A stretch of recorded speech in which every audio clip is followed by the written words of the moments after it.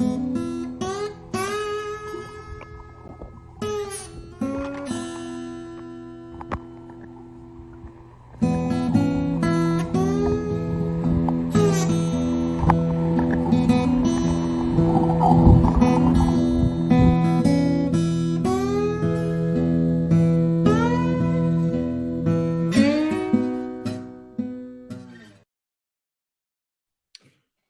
is going on, fishy friends?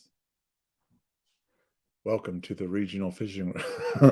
Welcome to the regional fishing reports, where we have Big Bird Cropper with the Ocean City Regional Fishing Report, starting us off tonight.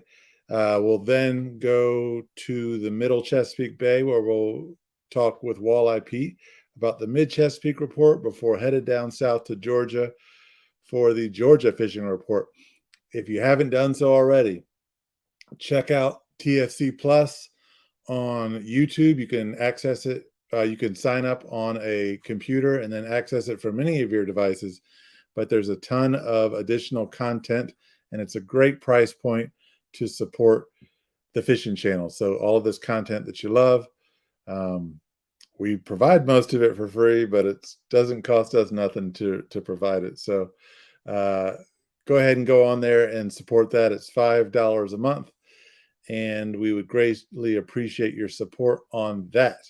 But without further ado, let's bring in Big Bird. How you doing, sir? Hey, how's it going? Doing great, man. How are you? Well, I've actually got to go out in my boat. I got to run my boat some, so I got to go out. My buddy Sean that fishes with me more than we do the tournaments together, everything and stuff. He had a new hip put in, and the doctors cleared him to be able to go out fishing. So we went up the Route 90 bridge and we had some fun. He was on fire. He put me to shame that day, but man, he had all that renewed energy. How's he feeling? Oh yeah, man, he was burning up. He was out in his kayak they even told him he could go out in his kayak. So he's been out kayak fishing. And man, that's good to hear. I only met Sean briefly, but he's one of those people that you don't have to talk to him long to realize he's good through and through. Very passionate fisherman. That's his all out. That's what he goes for. I mean, that's why we get along so well, because I just love fishing as much as he does. And he's getting in to help me out a lot when we're teaching some kids the stuff like that through oh heck, I can't even think of the name right now. I've been busier than the devil today. We've been setting up at the big Ocean City boat show in Ocean Cities this weekend. So that's going to be and this is the first year that it's not going to snow. Last year we only had flurries, but most of the time we get a snowstorm this weekend. So, man, I don't think Old Man Winter got the memo this year that he's supposed to show up. We've had such a mild winter. But real quick, we do our 2-minute bite where you give us, what's biting, which I'm guessing is rockfish, what you're using, which I think I know the answer to that, and then what the technique is. Well, like I said, we both went up the Route 90 bridge a couple of days, and we got 10 one day and got like 8 or 9 another. He's been going up. We're using Roy Riggs and the Rumblefish company that I've good old Roy's. We made 3/8 1/4 ounce short shank hooks, and we're putting them on a smaller tail. I was using the Roy rig, and he was putting me to shame with the 3-ounce short shank hook that Rumblefish has put out. They have made a decent 3 ounce or 3/8 ounce? 3/8. 3/8. We've gone small. We got a 1/4, 3/8, half, and then my Roy rig right now.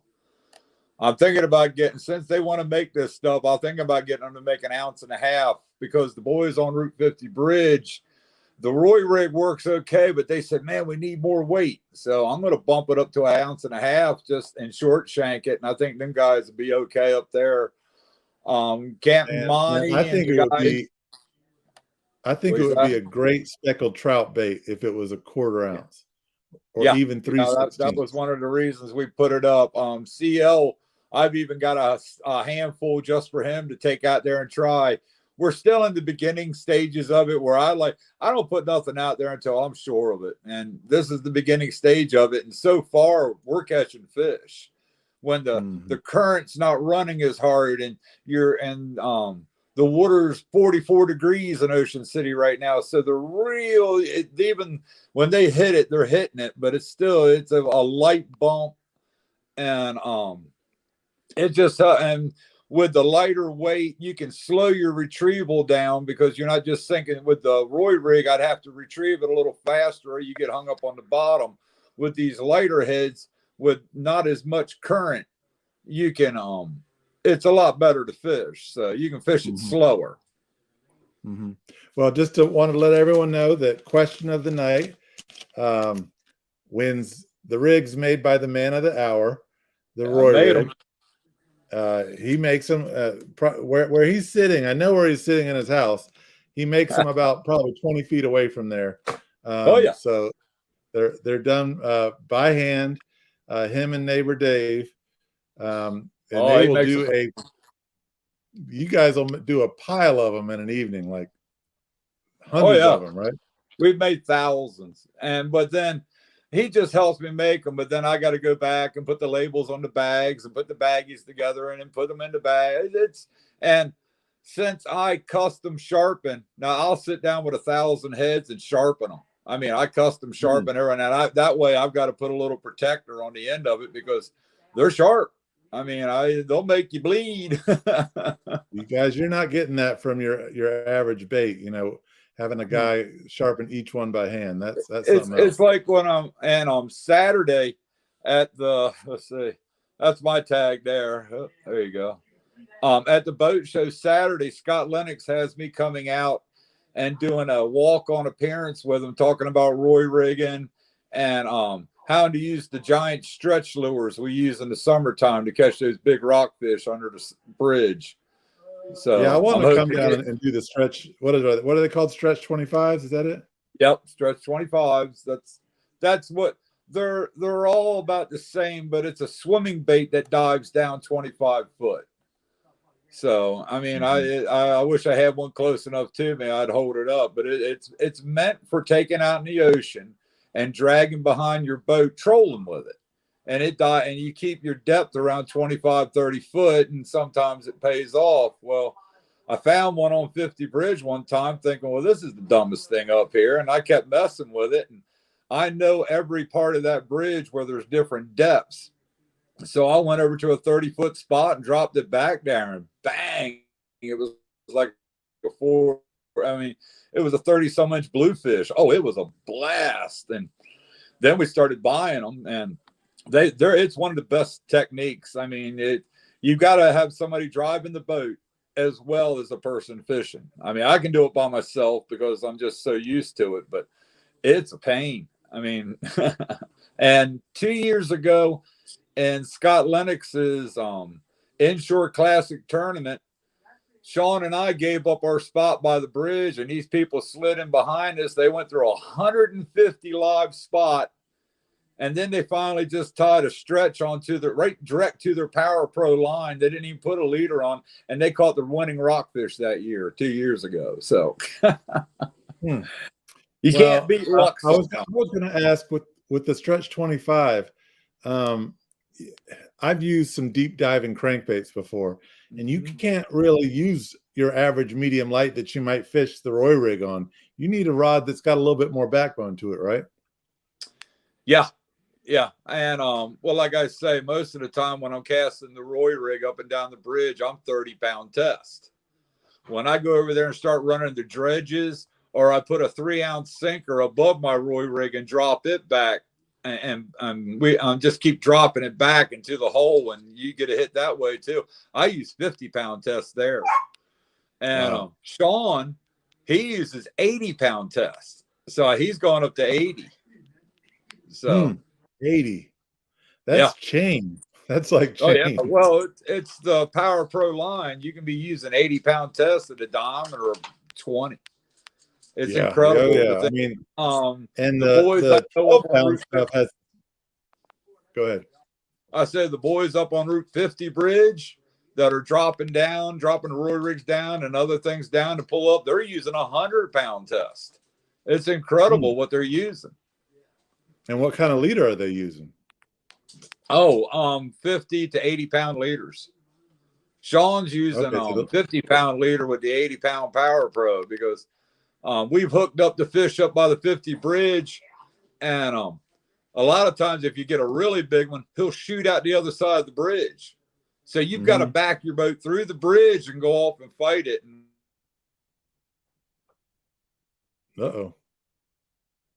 Well, I was going to say, while we wait for Big Bird to get back, if you have 50-pound leader, it's boat show weekend. Braid, I got company in town, and oh, it's okay. If you got 50-pound leader and 80-pound braid, and you get hung up, you could just use that as your anchor. Not in that current. I mean, we've got a very dangerous current up there by that 50 bridge. When it's rolling in and you're in 30 foot of water, and you've only got the span of that bridge, it's just like Sean was telling me the other day. He's got a bucket. I bet he's got 20 stretches in it that don't run straight. So we'll feed them to the bluefish. Bluefish will bust them right in half. A big blue. We're still after that state record bluefish. I'm working on that hard. It's not that it's big, but it's not I mean, it's definitely beatable. So, well, we got questions rolling in, Big Bird. Let's go ahead and get some of them. Mr. Johnson says, just curious, how did you come up with the Roy rig? Why a red head and a salt and pepper swim bait versus the other color combinations? I always like red and white. The red and white head. I've used it with the bucktails and stuff like that. And a good friend of mine, when I was doing highway construction, came down to the rock pile where all us boys used to just go down and meet and cast from the rock pile out. He showed it with the first riptide tail that came up from Florida. And I loved it so much that I started messing with different sizes and different weight heads until I found the perfect little match. And I had to short shank the hook because the hook came out so far. It came out back behind the dorsal fin. And I wanted it in front of it. So I short shanked the hook and moved the holders a little bit. And the red and white, I've had them white. I've had them several different colors, but red and white was the one that paid off. And if you put them under a light a little bit, the white part of the eye does glow. It does shine a little bit underwater. So interesting. I try to do that too. Yeah, the red and white is a great combo for a lot of different lures. I mean, you'll see a lot of crankbaits with a red head and a white body. So I mean, that's proven. It was a good choice. While we're talking about the Roy rig, when you short shank the hook, let's talk about the benefit you got when you did that. Well, it gave you more hits. It makes, if you take one of the tails or any tail you got and you reach about an inch farther in and kind of wiggle it, you'll see the dirt. And then you slide your hand back up that other inch and you wiggle it. You see how much more presentation. And the bass pros that I got to meet down in Okeechobee, Florida, which I'm getting ready to run down there and see. Bike week. They preach presentation up and down with them freshwater, and it's bringing freshwater tactics to saltwater. There goes my daughter sneaking through. I saw her. Yeah, and I was talking. We were talking to somebody recently, and they were talking about how striped bass eat the bait from the head. So if you bring that hook up closer to the jig head, you're not losing anything there. In fact, you're probably getting more hookups. Bluefish are the sneakiest. They'll snip it off right behind. They know something about that hook, but then we kind of bury the hook more and make it come right out level with the top of the shad body. And you can get them. You can get them. Question coming in from Jake. Hey, Bird, if you could tell a bait fisherman that is thinking about trying the artificial game a chance, what would a pointer or two to help them bridge the gap? The biggest thing that I preach about all the time is what I call the bump. And you know as well as I do, you'll be pulling in your line real slow and you get that tap. Bait fishermen, sometimes you'll feel that tap and you're like, oh, you'll pause a second for flounder like that. You'll just give them that little bit of second and kind of lift your line up real easy. And if you feel them, you set it. Well, when you're artificial, when Roy rigs and stuff like that, when you feel that bump, you set that hook. You're just like a mouse trap. When that mouse just touches that cheese, smack his brains. You know, I mean, I can hand my rod away to a person after I feel the bump and set the hook. That's the greatest part. And with the new rods they have out, Power Pro line, that makes the biggest difference. I am a Power Pro fan. I know everybody's got their thing because you got to get used to it.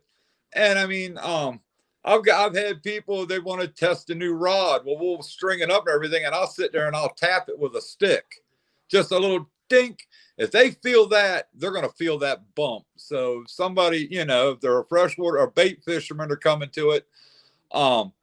I would tell them it's just like toe tog fishing. If you feel that tap, tap, you've lost your bait. It's done. You're a sheep's head, toe tog. If you feel a double tap, you've lost your bait. There's no doubt. I like to wait till my fishing buddy's not paying attention. He's just got his line in the water. And then I'll take my rod and tug on his rod. And he jumps. He thinks he's got a bite. Well, it's when we used to ahead. surf fish, the old timer surf fishermen, if they didn't see you holding onto your rod or out there by your rod, they loosen your drag. Oh, watch this. And the line's going all out. And then after a while, it's going crazy. You just think you got a fish on. So you go out there chasing your rod and you found half your line's all gone because they think it's funny. That's back when I was young, learning. So Carl's asked, how you doing, Carl? He says, Big Bird, when do you think the shad will show up in the river this year with the warm weather?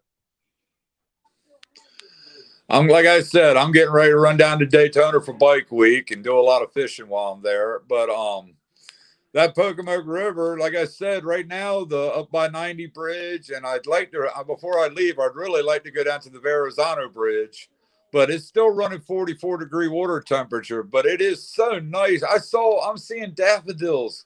I'm going crazy, but then there's also a bunch of storm. I say middle of April, the shad ought to be running. I'll be at Porter's Crossing middle of April, and I'm pretty sure the shad might be running. So it ought to be any time. I think it's going to come early. And that's when late April going into May is when I get my biggest rockfish I've ever caught in my life. I got my 53-incher casting up into the surf of Assateague with Roy rigs. It's real hard that time of year because they're spawning in there, and they don't eat a lot when they're spawning, but you can get them to bite. I'll try to get some pictures sometime when the netters are out there coming in. You see them big 50-inchers all slabbed out across the deck. It just make you cry almost.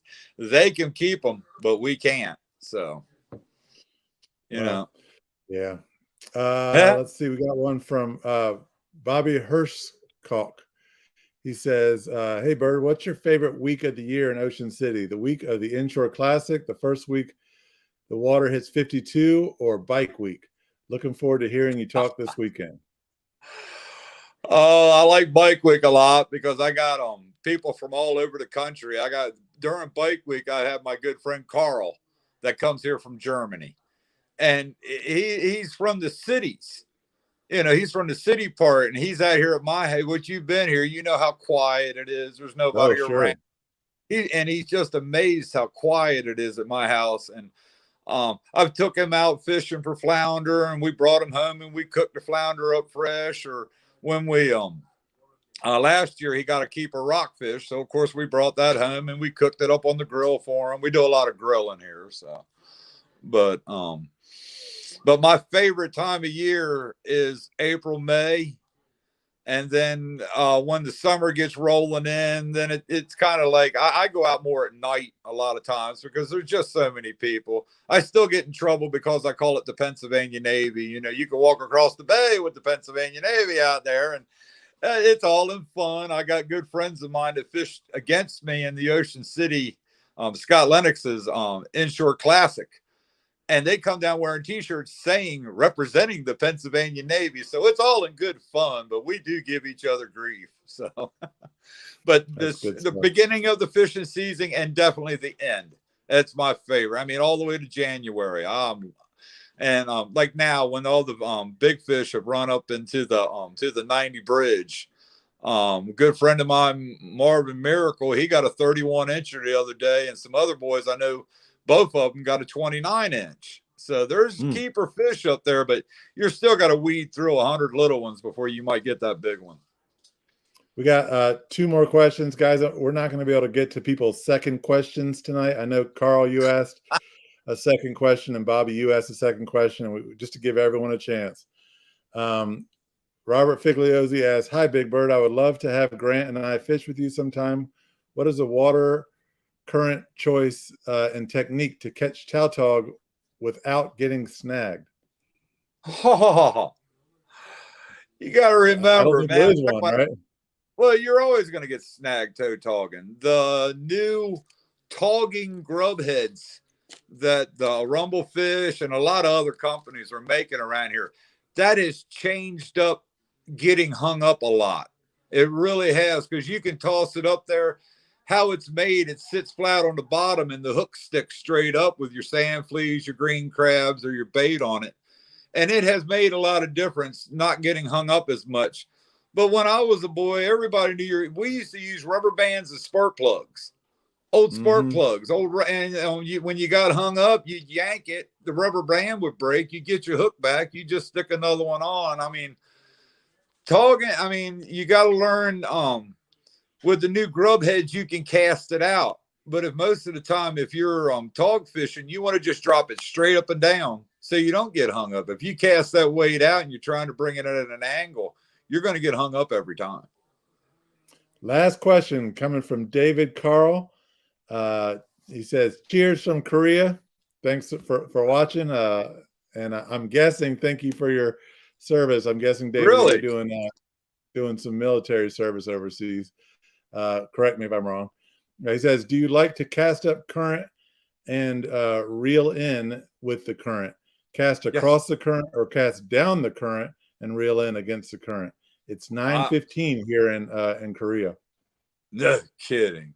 I love casting upstream, and that's why I've come out with different weights and sizes, because when you got a good current and you know your depth drops out regularly, I'm a Roy rigger. I'm Roy rigging as hard as I can, but when the tide slows down, and it's all about trying to bounce that bottom without it getting hung up. And these new ones, they're working a lot better, no doubt. I mean, you can cast, and how the trout, the flounder, and some of the redfish, how they like to stick right up in the, I mean, they're so close to being inside those rocks a lot of times that you've got to get it right in there. And with a Roy rig, you'll get it in there, and yeah, you're probably going to get hung up if the current ain't sucking it back out.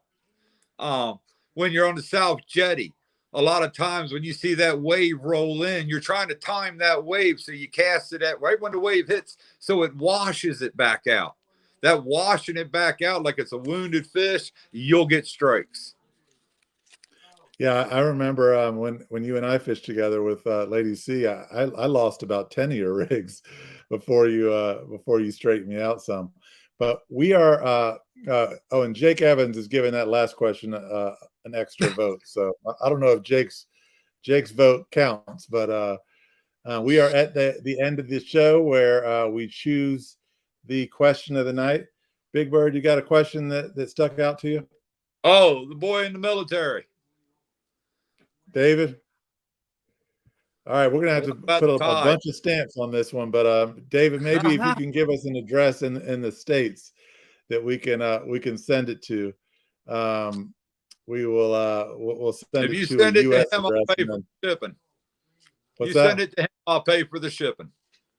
There we go.